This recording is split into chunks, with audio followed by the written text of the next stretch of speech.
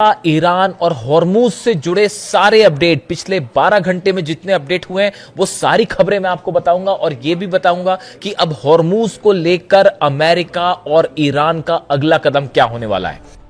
देखिए, इस वक्त की सबसे बड़ी खबर है 3 अरब देशों पर एक बार फिर हमले हुए हैं। बताया जा रहा है, जो खबरें आ रही हैं, जो यूएई का कहना है, यूएई के मुताबिक यूएई में कई ड्रोन स्ट्राइक्स हुई हैं जिसको यूएई ने डिफेंस हमलों में तबाह भी कर दिया। इस तरह की खबरें आ रही है। अब इसके वीडियो भी सब तरफ रिलीज हो गए और खास तौर पर इजराइल के मीडिया में यह दिखाया जा रहा है कि किस तरह से यूएई पर एक बार फिर ड्रोन अटैक हुए हैं। देखिए, बेहद गौर करने वाली बात है कि यूएई पर अगर ड्रोन स्ट्राइक होती है और उसके वीडियो इजराइल में दिखाए जा रहे हैं, इसका मतलब कहीं ये फॉल्स फ्लैग ऑपरेशन तो नहीं था। देखिए, यूएई की तरफ से ये कहा गया कि ये हमले ईरान ने करवाए हैं, ईरान ने किए हैं, लेकिन ईरान ने फिलहाल इस तरह की कोई बात नहीं कही है कि उसने यूएई पर ड्रोन स्ट्राइक की है या नहीं की है। तो ये एक बेहद गौर करने वाली बात है। क्या कोई तीसरा देश है, कोई तीसरा शख्स है जो ये चाहता है कि किसी तरह की पीस डील ना हो और ईरान का अरब देशों के साथ मनमुटाव हो जाए? क्या इस तरह की कोई कोशिश है?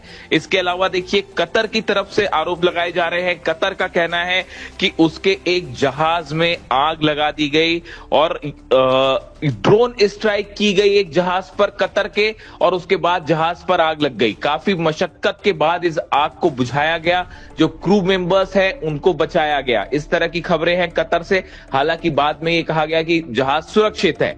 अब सवाल यह है कि कतर के जहाज पर हमला किसने किया? क्या यह हमला ईरान ने किया है?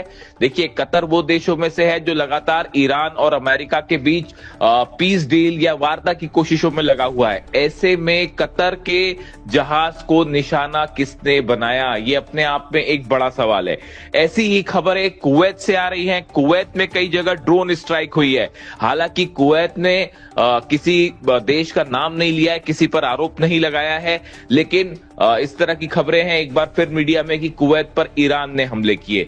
लेकिन देखिए, ये बड़ी गौर करने वाली बात है। यूएई पर हमला होता है, कतर के जहाज पर हमला होता है, कुवैत पर हमला होता है, लेकिन ईरान की तरफ से किसी तरह का कोई क्लेम नहीं किया गया।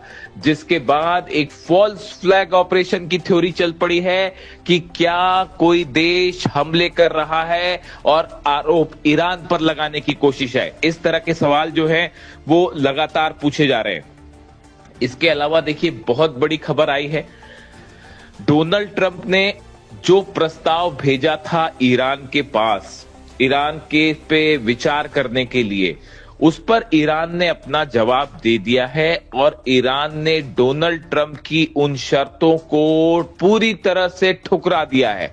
पाकिस्तान के जरिए ईरान ने यह जवाब दिया है अमेरिका को, और जिसमें ईरान ने यह साफ कर दिया है कि डोनाल्ड ट्रंप की इन शर्तों के आगे ईरान नहीं झुकेगा। ईरान यूरेनियम नहीं सौंपेगा, ईरान परमाणु कार्यक्रम को लेकर रोक नहीं लगाएगा। ये वो बातें हैं जो ईरान ने डोनाल्ड ट्रंप के सामने रख दी हैं। ईरान का कहना ऐसा है, सबसे पहले हॉर्मूज का ब्लॉकेट खोला जाए, उसके बाद हॉर्मूज खोलने और जंग को स्थायी रूप से रोकने पर चर्चा होगी। लेकिन यूरेनियम पर फिलहाल किसी तरह का कोई बात करने के लिए ईरान तैयार नहीं है। ईरान के राष्ट्रपति पेजिशकियान साहब ने कहा है कि ईरान अपना सिर नहीं झुकाएगा, किसी कीमत पर ट्रंप के आगे नहीं झुका जाएगा। और इस तरह से ईरान ने उस प्रस्ताव को, इन शर्तों को मानने से मना कर दिया है जो डोनाल्ड ट्रंप ने सामने रखी थी। इससे एक बात साफ है कि आने वाले चंद दिनों में किसी भी तरह की बातचीत की संभावना, जिसकी चर्चाएं हो रही थी, वो पूरी तरह से एक बार फिर खारिज हो गई है। क्योंकि डोनाल्ड ट्रंप का भी एक बयान सामने आ गया है। डोनाल्ड ट्रंप ने ये कह दिया है कि ईरान ने जो बातें सामने रखी हैं, ईरान की तरफ से जो प्रस्ताव या जो शर्तें सामने रखी हैं, वो किसी भी सूरत में मंजूर नहीं की जा सकती। यानी ईरान और डोनाल्ड ट्रंप के बीच एक बार फिर मतभेद गहरा गए हैं और इसका नतीजा एक बार फिर हॉर्मूज में बड़ी जंग के रूप में देखने को मिल सकता है। अमेरिका के जहाज यहां मौजूद हैं, ब्रिटेन के जहाज मौजूद हैं, फ्रांस के जहाज मौजूद हैं, और जो हॉर्मूज में ईरान को घेर के खड़े हुए हैं। ऐसे में अरब देशों पर हमले, अरब देशों पर ड्रोन स्ट्राइक्स की खबर पूरे मिडिल ईस्ट में खासा तनाव देखने को मिल रहा है।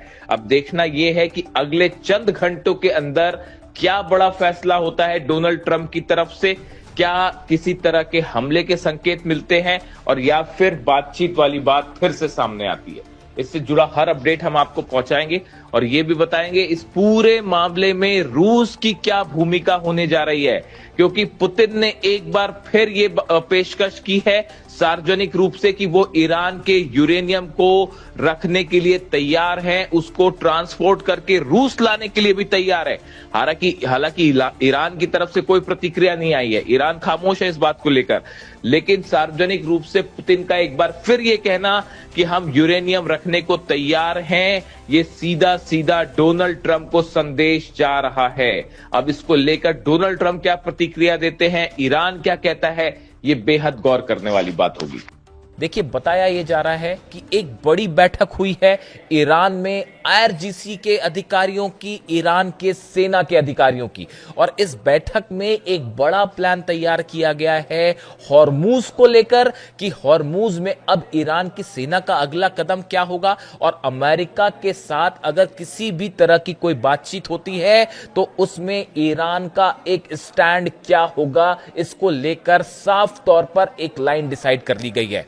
ईरान की सेना का यह कहना है, ईरान की सेना ने दो ऐसी बातें सामने रखी है जिसको लेकर किसी भी तरह का कोई समझौता या कोई बातचीत नहीं होगी जब तक ये दो बातें ना मानी जाए, और उसमें से सबसे पहली शर्त है अमेरिका को पूरा मिडिल ईस्ट खाली करना होगा। जितने खाड़ी देश हैं इन सभी देशों से अमेरिका को अपनी सेना हटानी पड़ेगी, अपने बेसिस हटाने पड़ेंगे। देखिए, ये वो शर्त रख दी है ईरान की सेना ने जो पूरे मिडिल ईस्ट के समीकरण को बदल के रख देगी। इसके साथ ही दूसरी शर्त तो खैर आपने पहले भी सुनी होगी, जिसको लेकर चर्चाएं हैं कि जितना नुकसान हुआ है अमेरिका ने किया है ईरान में, उस सब की भरपाई होनी चाहिए। यह उतना बड़ा मैटर नहीं है क्योंकि शायद अमेरिका इसके लिए तैयार भी हो जाए, लेकिन खाड़ी देशों से अमेरिका की सेना को बाहर करना, न सिर्फ हॉर्मूज से बल्कि पूरे खाड़ी देशों से अमेरिका की सेना को बाहर करना, यह एक ऐसा प्लान है जो आने वाले वक्त में अमेरिका के पूरे प्रभाव को खत्म कर सकता है।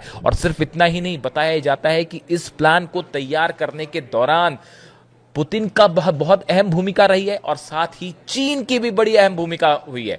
देखिए, अब्बास अराक्ची साहब हाल ही में चीन के दौरे पर गए थे, वहां एक बड़ा डिस्कशन हुआ, बड़ा प्लान तैयार हुआ है कि अमेरिका को आगे किस तरह से जवाब दिया जाए, न सिर्फ हॉर्मूज में अगर किसी तरह की बातचीत होती है उसको लेकर। रूस की ऑयल रिफाइनरीज पर लगातार हमले हो रहे हैं। आपने देखा अभी 2 दिनों पहले अमेरिका की एक ऑयल रिफाइनरी पर लुजियाना में हमला हुआ। देखिए, ये सारी चीजें आइसोलेशन में नहीं देखी जा सकती। कहने वाले ये भी कह रहे हैं कि ये पुतिन और डोनाल्ड ट्रंप की जंग है, ना सिर्फ जंग ईरान और अमेरिका के बीच में नहीं हो रही है, एक बड़ा ऑयल वॉर शुरू हो चुका है रूस के राष्ट्रपति व्लादिमीर पुतिन और डोनाल्ड ट्रंप के बीच। ये जो लगातार यूक्रेन से ऑयल रिफाइनरीज पर हमले हो रहे हैं, करीब 10 हमले हो चुके हैं पिछले 1 महीने के अंदर अलग अलग रूस की ऑयल रिफाइनरीज पे, और जिस तरह से अमेरिका की ऑयल रिफाइनरी पर हमला हुआ, अमेरिका के जहाजों पर हमले हुए, इसके बीच में एक बड़ा कनेक्शन है। इन हालात में अमेरिका को कैसे हॉर्मूज से और मिडिल ईस्ट से बाहर किया जाए, इसका बड़ा प्लान तैयार कर लिया है ईरान की सेना ने। तो देखिए, एक बात तो साफ है, चाहे हॉर्मूज का सवाल हो, चाहे यूरेनियम का सवाल हो, चाहे न्यूक्लियर प्रोग्राम का सवाल हो, ईरान अपनी शर्तों पर अड़ा हुआ है और किसी भी रूप में किसी भी बातचीत को लेकर कोई भी समझौता करने को तैयार नहीं है।